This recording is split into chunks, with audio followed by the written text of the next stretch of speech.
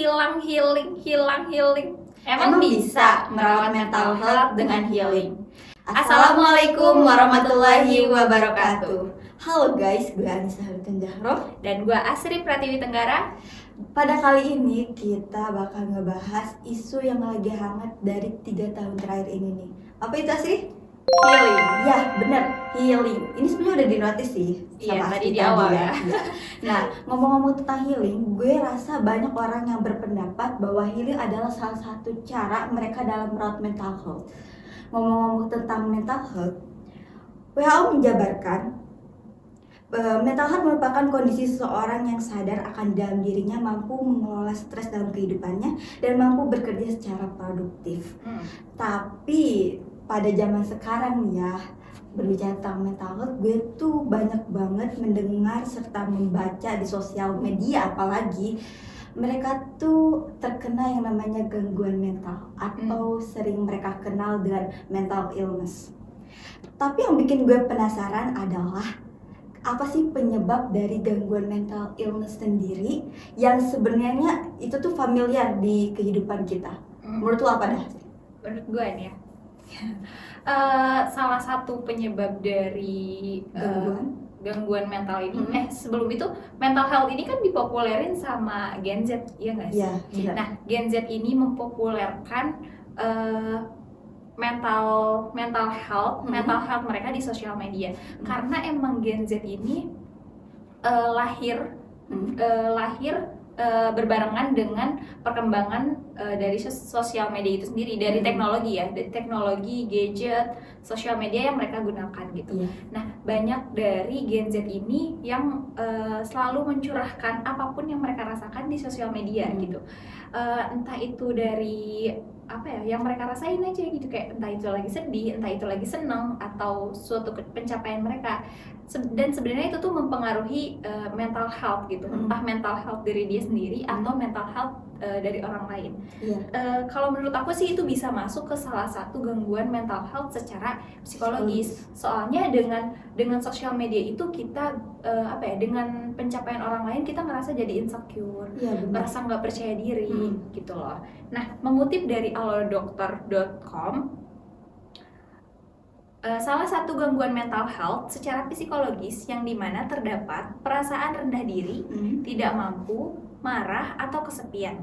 Nah, contohnya kayak tadi kan, jadi bener dong, sinkron dong, sosial media itu mempengaruhi kita untuk merasakan energi insecurities, marah gitu loh.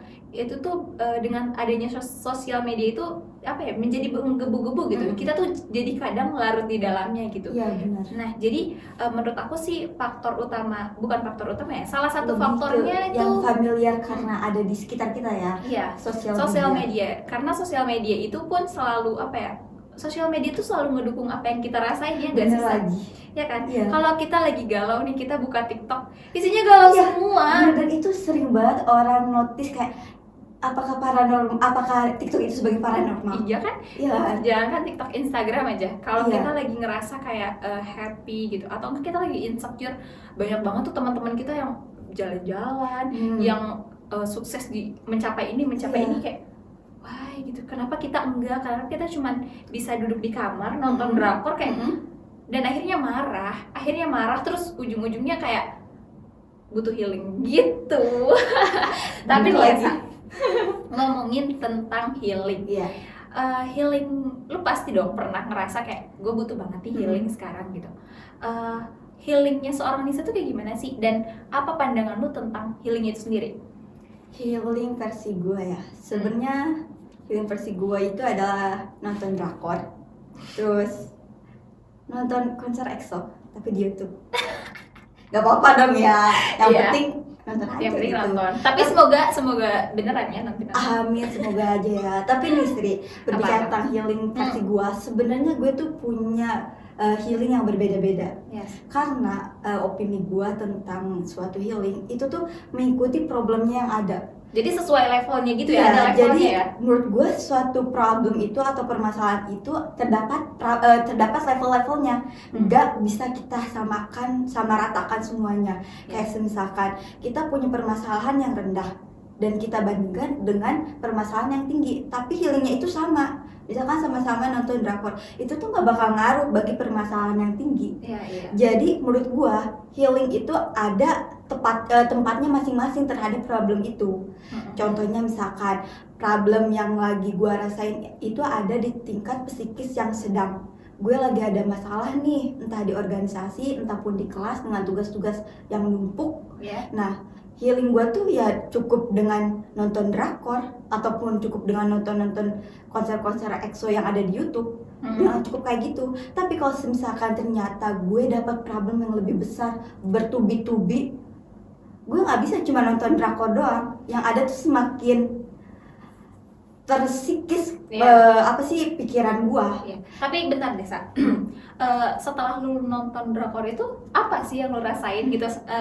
Apa dapetnya gitu? Sebenarnya kalau misalkan kita coba buat diulik kembali karena itu sebagai kayak pengalihan gua ngerasa ya sebenarnya cuma sebagai nggak ada artinya ketika gua balik lagi ke ini. Jadi lu ngerasa enjoy aja ya dengan lu nonton itu lu enjoy. Cuman tapi pas karena lupa aja, oh iya ternyata gue ada masalah.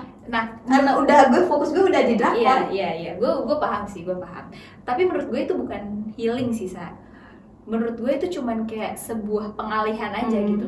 Jadi lu ngerasa lu punya problem, masalah gitu. Terus lu kayak gue butuh rehat dulu nih dari ini gitu. Gue rehat dengan nonton drakor gitu. Setelah lu ngerasa cukup lagi gitu energi lu, setelah itu lu bisa balik lagi ngerjain tugas-tugas lu itu tadi. Jadi bukan berarti itu healing gitu loh, karena healing sendiri kan punya arti menyembuhkan luka yang yang bener-bener gitu loh, yang luka batin gitu loh. Karena menurut gue tugas itu sendiri nggak relevan gitu loh. Ya tetap ada, dan drakor itu kayak dua perbedaan gitu ya. Tugas tetap ada atau masalah tetap terjadi, cuman gue lari. Jadi seakan-akan gue lari gitu kan. Nah, banyak banget nih ya generasi Z sekarang itu yang menyalahartikan healing itu sendiri. Mereka tuh membutuhkan, mereka tuh bilang kayak gue lagi mumet gitu. Di kampus banyak masalah, gue butuh healing nih. Gue butuh healing ke Singapura, gue butuh healing ke Australia gitu lah. Gue butuh healing ke pantai gitu. Yang sebenarnya mereka tuh nggak butuh-butuh banget gitu. Dan kita ambil contoh kayak gini, gue lagi stres banget nih di kampus, terus gue ngerasa gue butuh healing. Akhirnya gue maksain healing ke pantai. Misalnya gue maksain healing ke pantai, gue seneng, gue have fun, tapi gue pas di sana tuh ngerasa pas gue balik lagi ke kampus, masalah itu tuh tetap ada. Dan gue tuh ngerasa kayak gue nggak bisa, gue tetap harus healing lagi deh kayaknya. Nah, itu tuh bukan healing yang sebenarnya ya. Itu tuh cuman kayak lu butuh refreshing sebenarnya. Jadi jangan menyalahartikan healing gitu. Jangan menjadikan refreshing berkedok healing. Jangan itu, bener sih. Ya kan? Karena kebanyakan pada zaman sekarang, apalagi generasi Z yang katanya tuh lembek terhadap suatu permasalahan yang apa-apa tuh healing, apa-apa tuh healing. Iya, kan? Karena mereka tuh salah mengartikan healingnya itu sendiri. Karena menurut gua nih, healing yang sesungguhnya itu misalkan kita lagi ada problem, kayak problem di sekolah atau di kampus gitu kan, kita dapat masalah yang bener-bener fatal gitu menurut gue. Dan gue juga pernah nih ngalamin ini pas bokap gue meninggal. Tapi di situ tuh belum booming healing. Dan gue ngerasa gue belum butuh healing deh kayaknya. Tapi mungkin kalau posisinya sekarang gue pasti sih butuh healing, membutuhkan healing gitu. Gue bakalan pergi ke suatu tempat yang bisa nenangin gue gitu. Gue bakalan stop sosial media, gue bakalan stop ketemu sama orang-orang yang nggak penting gitu loh. Gue bakalan bener-bener meminimalisir itu semua untuk kejernihan pikiran gue, untuk kejernihan otak gue gitu, supaya gue bisa mikir kayak gue bisa menerima keadaan bahwa ya udah bokap gue emang udah nggak ada, mau digimanain lagi gitu. Dan healing yang bener itu pas kita balik lagi ke reality, kita tuh siap lagi gitu ngejalaninnya. Kita nggak akan ngedumel pas ngejalanin di realitinya ya. Setelah healing itu kita nggak ngedumel, kita siap gitu, mental kita ngerasa siap, semuanya siap. Jadi kayak gitu sih. Jadi seperti mendapatkan suatu solusi untuk memecahkan permasalahan tersebut ya. Jadi bisa gue simpulin dari apa yang gue dengerin lu tadi penjabaran yang lumayan itu, bahwa healing itu bukan kita untuk melarikan, tapi melainkan healing itu adalah untuk mencari solusi. Jadi sebuah ketenangan yang akhirnya bisa mendapatkan solusi untuk memecahkan permasalahan yang terjadi di reality kita. Tuh. Tapi bisa gak sih memberikan saran nih kepada generasi sekarang, terutama pada kita nih yang kita lagi emang kita Gen Z kita Gen Z juga saran yang berkaitan dengan tentang mental health dan juga healing itu sendiri. Oke, karena tadi aku nyebutin di awal faktor utama dari gangguan mental health menurut aku itu kan dari sosial media ya. Jadi kita harus pintar-pintar buat ngatur sosial media gitu. Kita harus harus pintar maininnya gitu. Jangan keasikan scroll TikTok terus gitu tanpa ada action gitu. Meskipun tontonan kita bagus gitu, kayak motivasi segala macam gitu yang bisa bikin kita pintar, tapi kalau kita nggak ada aksinya kayak percuma juga gitu. Jadi kayak hanya angin selewat gitu ya gitu. Nah itu sih dari aku, pinter-pinter mainin sosial media. Kalau dari Nisa gimana nih? Saran dari Nisa, tetap semangat sih untuk kalian semua, karena Gen Z itu selain mentalnya seperti Yupi, kita tuh kadang-kadang mudah yang namanya mendengarkan oceh-ocehan dari luar, sehingga kita tuh menurunkan produktif kita. Jadi selalu semangat untuk kita semua. Oke Asri, sebenarnya kalau kita membicarakan tentang mental health dan healing itu nggak bakal ada habisnya. Iya sih, itu butuh waktu yang panjang gitu. Iya, bener-bener seluas itu dan seseru itu juga sih. Nah, tapi karena durasi banget nih yang disayangkan untuk mewajibkan kita mengundurkan diri. Mungkin cukup sekian dari podcast kita hari ini ya Asri ya. Betul. Saya Ansor Tenjaro. Saya Asri Prati Tenggara. Pamit undur diri. Wassalamualaikum warahmatullahi wabarakatuh.